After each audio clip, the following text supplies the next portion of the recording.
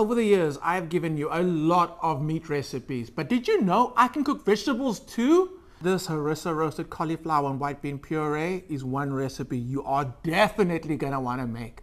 Cauliflower, it's like a flavor sponge. It's a canvas for deliciousness. Think about spice and the way it absorbs the flavor of spice. Think about aromatics.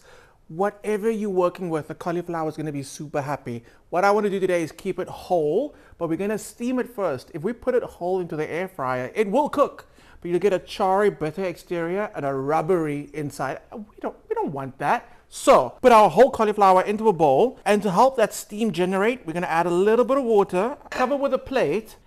What we're looking for is a little bit of resistance, but not too tender. We're still going to pop into the air fryer. So 2-minute bursts until tender. Microwave. We are going to make the easiest dressing for our cauliflower, and I want you to get this right. Just because it's easy does not mean it's not packed full of flavor, because this dressing comes through with massive flavor. And it starts off with our harissa paste. Often the only thing that your food is missing is a little bit of acid. So I need to thin the sauce down. Instead of adding water, I'm going to go in with lemons. Lots of black pepper.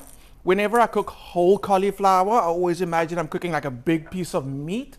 So I season it and I treat it the same way. So a generous amount of black pepper. Salt goes in. There is seasoning in the harissa already. But again, we're treating this like a piece of meat. So you need that salt. And don't remove the green leafy bits. Those are super sweet and have a flavor of their own. So, paste everywhere.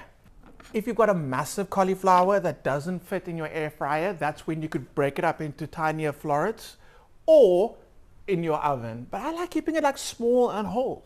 We got our olive oil spray because we're air frying. We don't need all that oil. So just a beautiful spray to coat everything. The garlic is going to roast in the air fryer with the cauliflower. The garlic is going to become sweet, jammy, delicious. That intense garlic flavor is going to mellow out.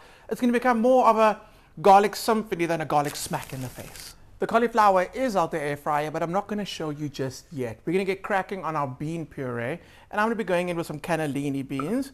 You can use butter beans, kidney beans. You can kind of use any kind of bean.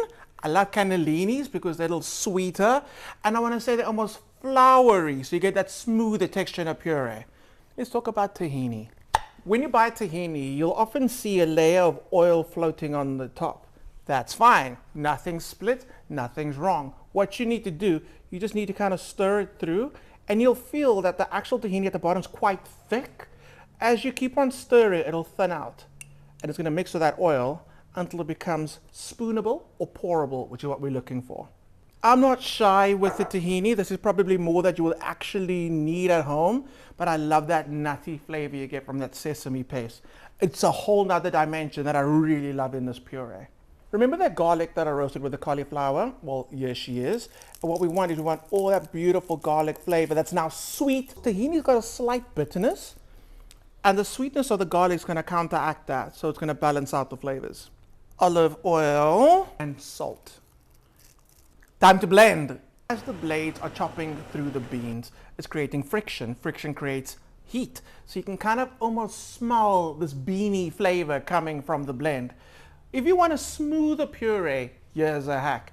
Drop a few ice cubes in here and then let it continue mixing. What's going to happen is it's going to cool down the mixture, so you're not going to heat up your beans, but it's also going to give you a beautiful, smoother puree. Just 2 blocks at a time. Looks good. It tastes wild. It's beans. Beans should not taste this good. And we've not cooked it. We've just blended it with tahini. It's so savory, but it's about to get better. I've taken some of that harissa paste and I'm mixing it through with some olive oil. Sorry for the noise. We're going to do like an olive oil harissa drizzle.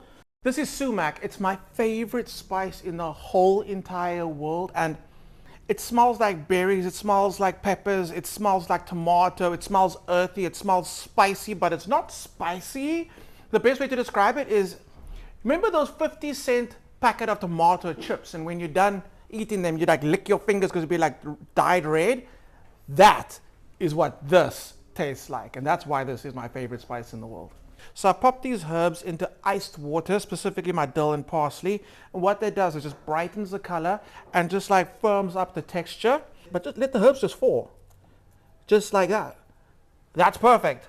optional, but I love the crunch. Toasted almonds, beautiful.